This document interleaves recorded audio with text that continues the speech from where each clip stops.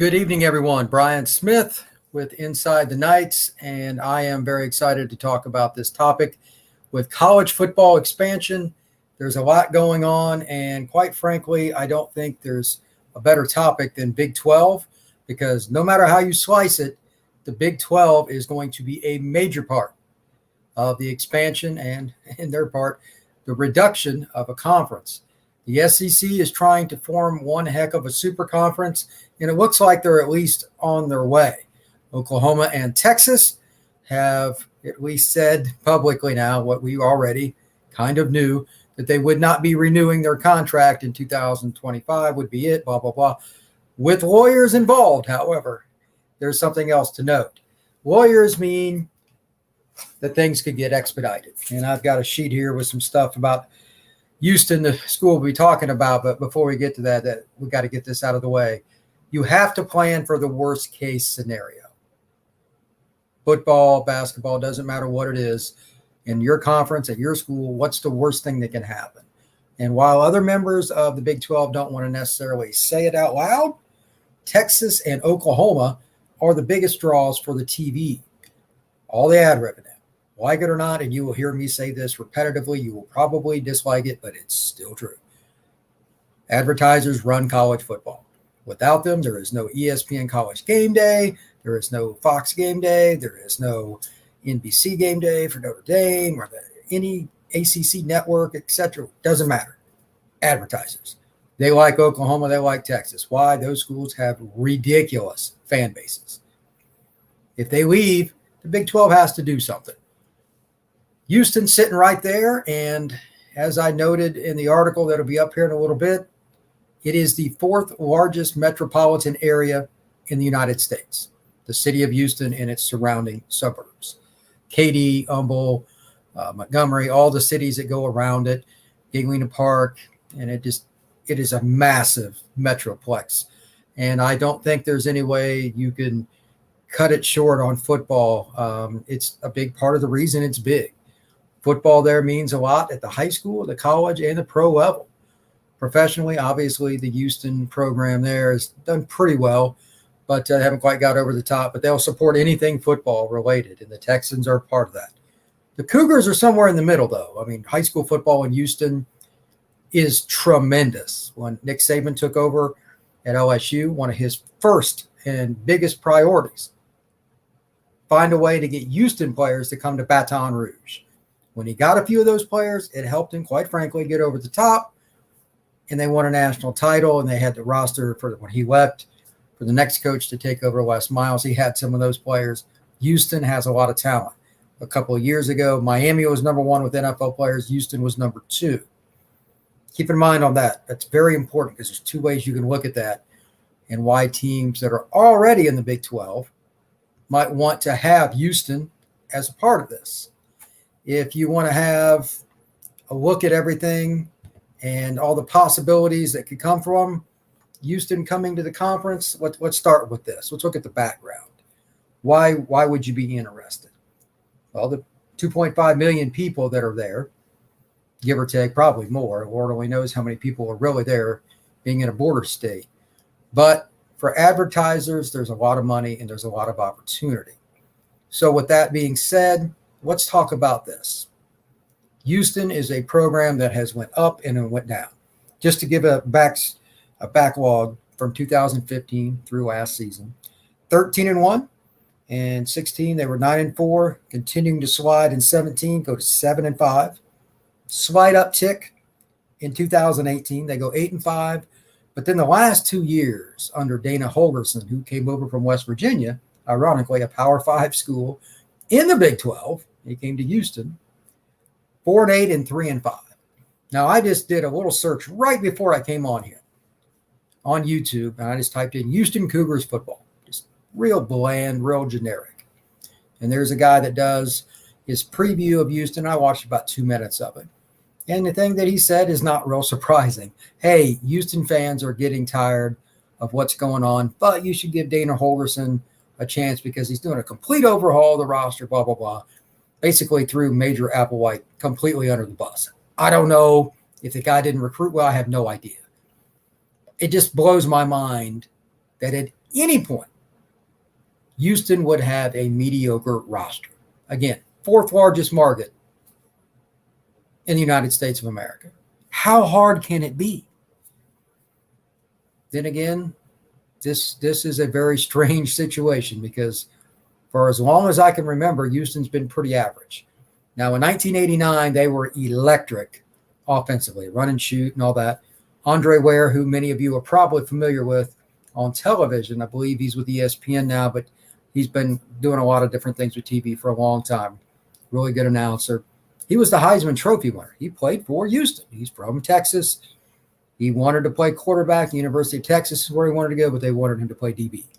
Big mistake. He played for Houston, ends up winning the Heisman, ends up going to the NFL, et cetera, et cetera. That's probably their greatest known player because, he's a quarterback and he's won the Heisman, but they haven't had a guy like that win the Heisman or anything close. And part of it's who you play for now. But that prestige matters because that's eyeballs, that's TV. Again, it goes back to advertising. Would they be attractive? The second part, which schools besides Oklahoma and Texas are likely to leave? And this is where it gets super complex. Just in the last 15, 20 hours, here's a couple of the things that I've run across. Been told, talking to people, read, combination of both. Iowa and Iowa State are attached to the hip, whether they want to admit it or not. Iowa State's in the Big 12. Iowa's in the Big 10. They can say whatever they want, but they would jump on the Big 10 in 1 second. And I'm talking about Iowa State. Guarantee it, because it's the guaranteed money. Big 10's big money. Basketball conference is tremendous. It's pretty good in football. They'd always still have the opportunity to play the Hawkeyes. They're kind of a wild card whether they would stay. Now, they're not a great draw television-wise necessarily, but they put butts in seats. That program does a great job. Kansas State and Kansas are both in the Big 12. But from what I'm hearing, Kansas would be very entertained with the idea of also jumping to the Big 10. That would leave K-State high and dry.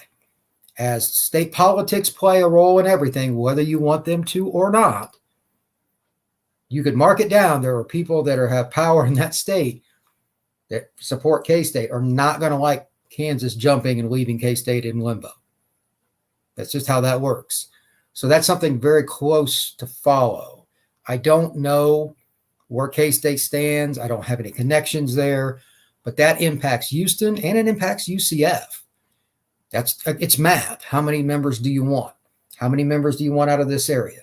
It's not a very populated area. And for those of you who don't know, the town that Kansas State is in is called the Little Apple, Manhattan, Kansas. I'm sure you get the reference. It's a crazy and rabid fan base. Crazy. But they don't have that same appeal.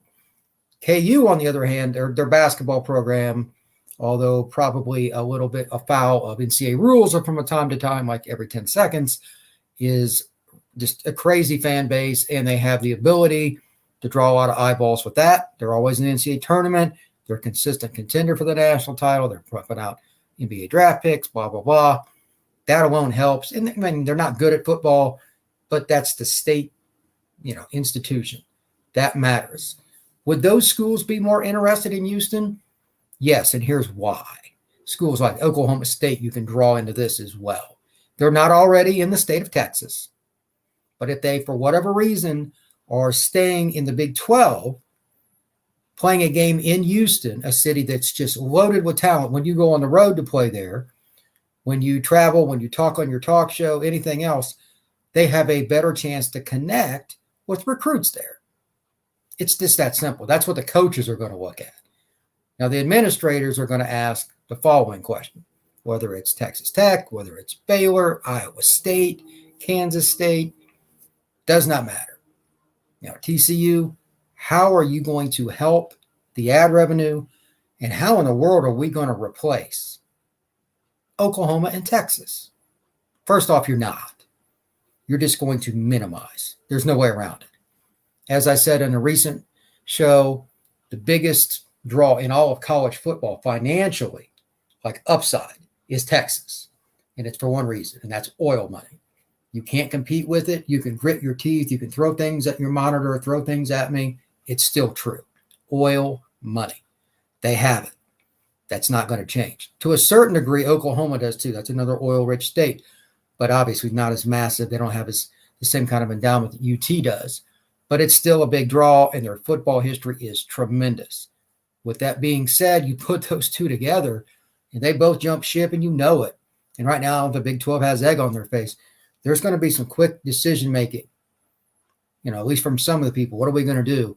Houston's a really attractive point for a couple of schools, but how do they compete with each other and talking about outside the state of Texas and inside? Because TCU, Baylor, Texas Tech, I'm going to guess they're not real thrilled with the idea of the city that they're going to go into southern Texas and try to recruit. Now having the opportunity to have a Big 12 school right there in the Houston area in the middle of the city, it's going to make it more difficult. That's just flat out fact. So you could have a scenario where not only the guys that are recruiting South Texas are disappointed with it. If an athletic director really looks at it, he should probably be a little bit concerned as well. So the final point with Houston in just a generic form before I go into a few more stats and talk about UCF and combining. How do you project and understand how many people that Houston is going to put into this think tank or put into a group, investors, whatever it is?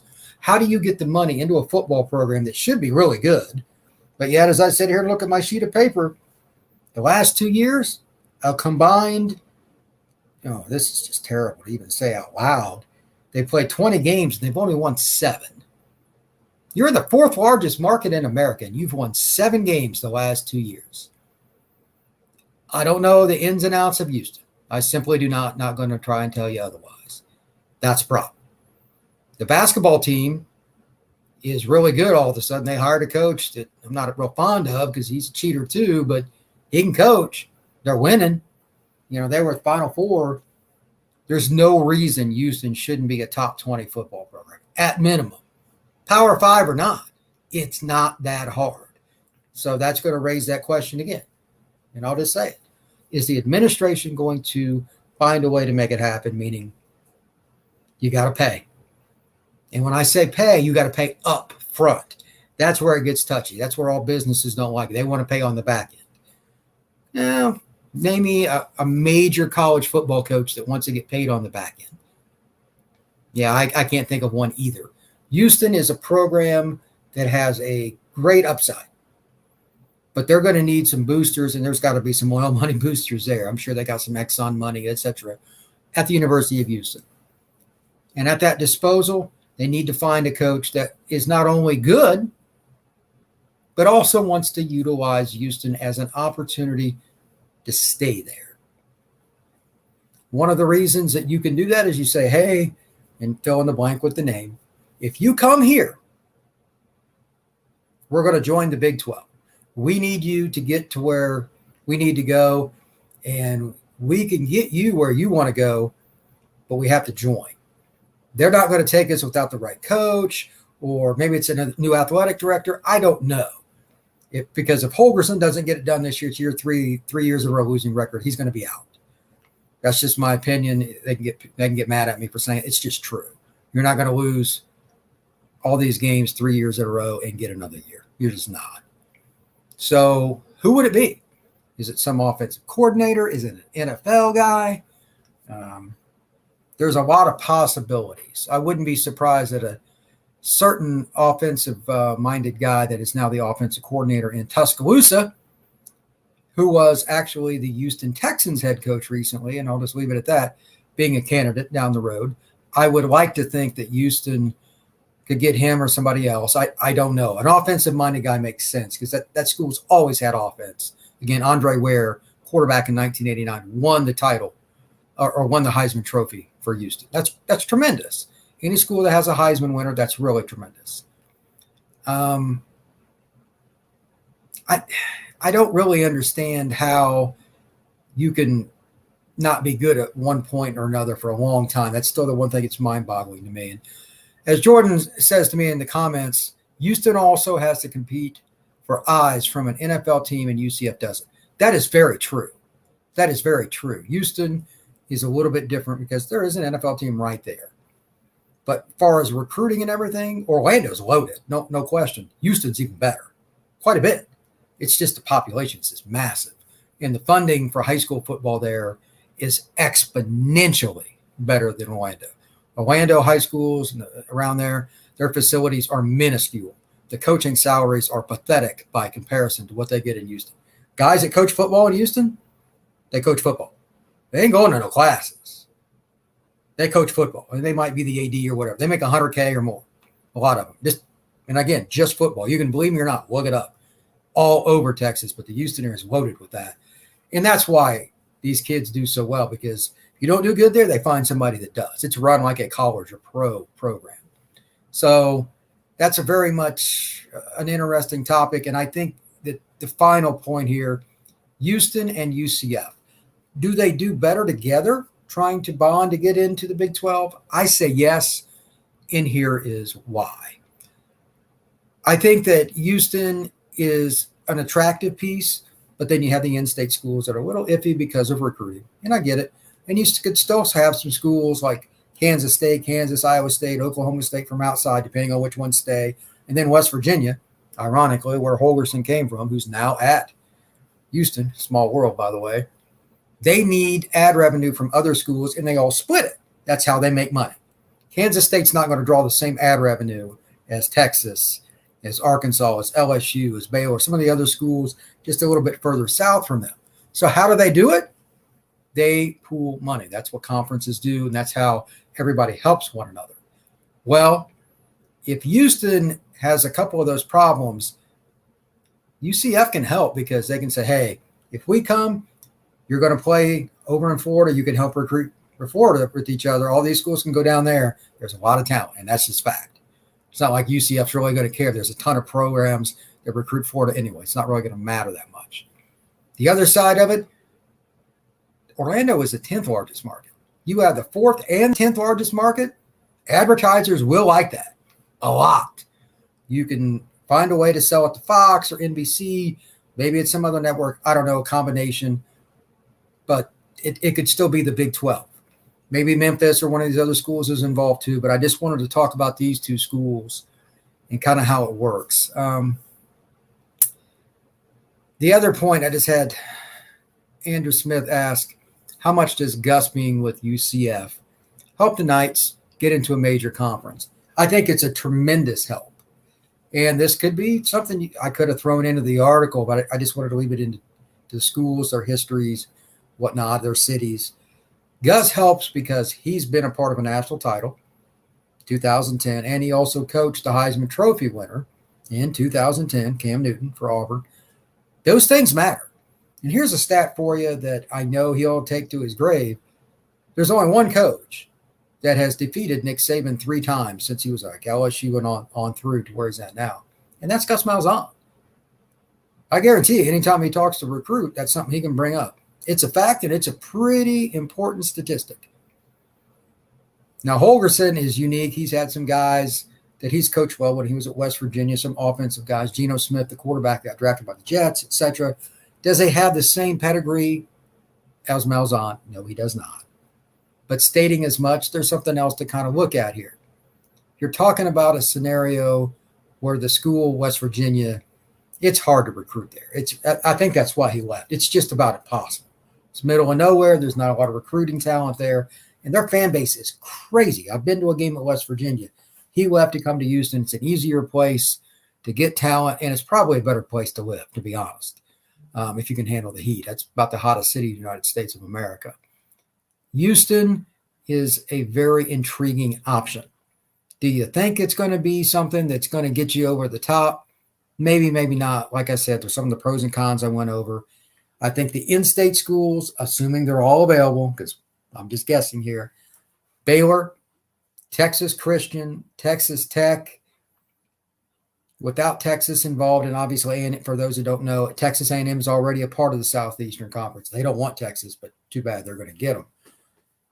Those other schools, they can look at it from a volume standpoint. There's some money to be made, especially if UCF comes. So that's 2 markets, not just one.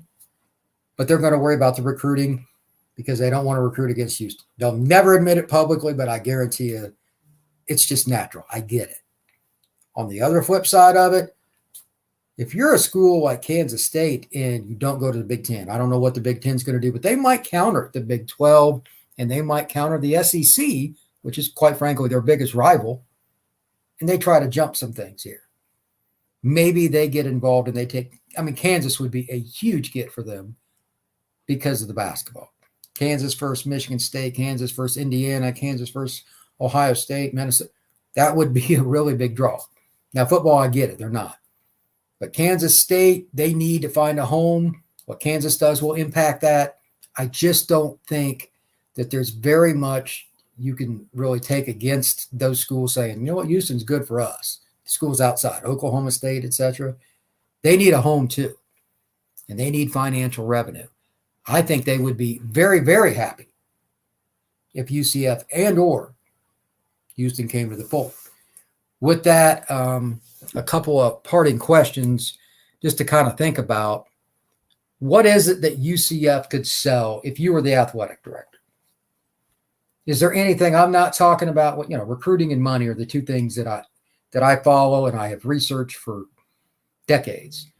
You can like it or not, the ad revenue is something I talk about all the time in recruiting. They drive the sport. But that doesn't mean there's not intricate parts within that, as well as other parts that influence the decisions of major college athletic directors, advertisers, boosters, booster clubs, alumni foundations. All of these aspects are a part of it. What do you think? Whether you leave me a comment, whether you send me a message on Twitter, that's fine. Just something to think about. There's always an extra point. And even a school like Texas, which, again, in my opinion, is the biggest draw in all of college football because of the ad revenue and their boosters and the oil money. They have to look at those things too because they still want to maximize. What can we do to maximize our profits? It's not as easy as it sounds because there's a lot of people that hate Texas. They will do anything to see them down. And they're probably pretty happy that Herman failed, who was ironically, once again, the former head coach at Houston. There's so many ties to Houston that it's just crazy. He was there, then he took the Longhorns job. He was there for a couple of years. And Herman was really good for the 2 seasons he was there in 15 and 16. He was 22-4. You can win at Houston. And he's a good coach, but I don't think he was ready for the meat grinder that was Texas. Texas ate him up because of all the people above him looking right down at his shoulder, and he did not dig it. But that's what you get when you go to Texas. So good luck to Sarkisian, by the way, coming over from Alabama. But another little snippet about Texas, or excuse me, about Houston before I get off here. From 2008 through 2011, Kevin Sumlin was the head coach. Then he went to A&M. He got fired. Then he went to Arizona. Didn't do so good there. But he was 35-17. And he didn't have the same kind of talent that really kind of ascended up and through 15 and 16 for Coach Herman. You can win at Houston with pretty decent talent. Imagine if some of those kids stopped going to LSU, Alabama, etc. It's amazing how many of the kids from the greater Houston area have went east to play. Like right now, there's a quarterback that's committed to Florida from that area. The receiver, Waddle, that just left Alabama, the Burner, Houston kid. Jalen Hurts, Houston kid. So many players come from the greater Houston area. Arguably the top corner of the country, class of 22. Guess what? He's from the Houston area. Galena Park, North Shore. It's right on the edge of Houston. Katy, Texas. They have 10 kids. Just at like one school a year. There's a handful of schools there, but Katy High School will have 10 kids go play college football. Most of them don't stay home. Northwestern, Texas, wherever. They go all over the country. If you get the right coach at Houston, you can do something. And I personally believe the city atmosphere, that concept, bringing the ad revenue in and everything with UCF would be a very major draw. Maybe I'm wrong, but I think those two go together. Now, you can argue Cincinnati, you can argue Memphis, you can, Boise State, BYU. There's a lot of little niches, but the unique part and why I picked Houston for this is recruiting. It's in Texas already as well, so there's a natural fit. You're going to fly into that airport. You're right there. It's not very difficult to get to. You're on I-10. It's the second best, arguably, city in America for high school football. There's a lot of advantages for those schools that aren't named Texas or Oklahoma to want the Cougars in the conference. And I think they help UCF too, because it's a draw. If you don't like them being close in proximity and you're one of the remaining Big 12 schools, I get it. Hey, let's bring UCF in. You can kind of trade it out, and we still get some ad revenue out of this. Maybe they bring in another school. Maybe they don't. I don't know how they're going to do it. I wouldn't be surprised if Memphis is another school that might get looked at. I'll talk about that later. But anyway, I just want to wrap it up. If you have any questions, once again, hit me up. You can find me on Twitter at FBScout_Florida. That's at FBScout_Florida. I'm happy to answer. I have open inbox if you got any questions about this. And the website is pretty fun. I didn't run it today, but this is my website here, si.com/college/UCF. That is my website. And it's a lot of fun. I've enjoyed covering UCF. Once we get into fall camping, thank goodness for it. July is pretty long. There's not a lot of activity. There's a little bit of recruiting news, but not much. There'll be a lot more activity beginning next month, probably by the 15th of August. I have carte blanche, just like any writer does, what position group or whatever you want to talk about. So this is me, Brian Smith. I'm going to be around with the UCF site for as long as I can. It's a great city, and I'm going to be a part of it. So come check out the site, and I'm going to be back probably tomorrow talking a little more football. I'm going to Carrollwood Day School tomorrow, and it's here in Tampa where I live, and I'm going to check out. They've got a bunch of prospects. I'm going to report on some of them. But Brian Smith signing off. Everybody have a safe evening. Be good.